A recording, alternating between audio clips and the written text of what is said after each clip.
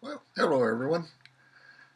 Here we are with the Cobra version 2.0, setting the motor back in. I used to do this a little quicker, but here in my old age, I've slowed down a little bit. This is just a short video, just kind of covering where the car's at this point. Trying to get the motor positioned in the center and get it dropped down. The clearances on everything in this engine compartment, when you first look at it, it really looks like that little small block motor fits in there nice. But at every instance, almost all of the dimensions are pushed right to the limit. A lot of that has to do with the fact that I've got the motor set back so far that I guess technically it makes it a front engine, mid-engine car. But it came out, so we're going to put it back in.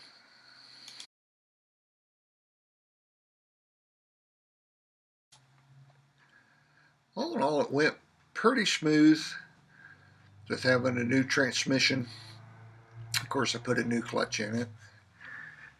A lot of the things that have to line up are going together for the first time for each other.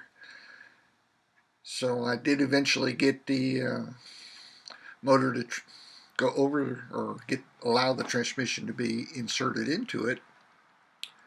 I can't get the transmission in or out with the motor in, so due to those tight tolerances and with it being set back so far, the frame doesn't allow the transmission to slide back far enough to come out. So the transmission has to go in first. I had used my plastic mock-up motor to locate where the transmission was so I could make a rear mount for it, because all of that was different from the other transmission I had in it. And by doing so, it just kind of give it best guesses about what it amounted to. And everything was there, just only close. So we did get the motor in. I've got it up. To draw the motor and the transmission together, I had to use bolts to draw it up, and it was a little bit tighter than I would have liked, but a lot of that has to do, I'm sure, with the alignment pins and the making the offsets to get the bell housing to fit middle. The only thing that rose up first was by using that plastic engine. The locations were only close for the transmission mount bolt holes.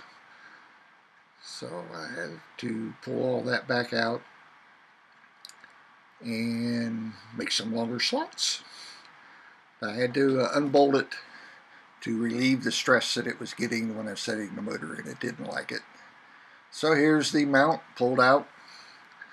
Got new longer slots and fresh coat of paint, and it should be. So at this point we've got the motor bolted to the transmission, the bell housing bolted to the motor, the rear transmission mount worked good. I've got the fuel pump in and plumbed. I've got the wiring going to the starter. So trying to get everything underneath that I can. Here I've had to take the oil sending unit back out. It had a drip on it, so I pulled all the parts out, resealed them, and stuffed them in. Dug the drive shaft out of the shop, or out of the storage. It's not much of a drive shaft, is it? I think it's only about 18 inches long. But got it. Looks like it's going to fit. I was afraid I was going to have to get a new one. So thanks for watching.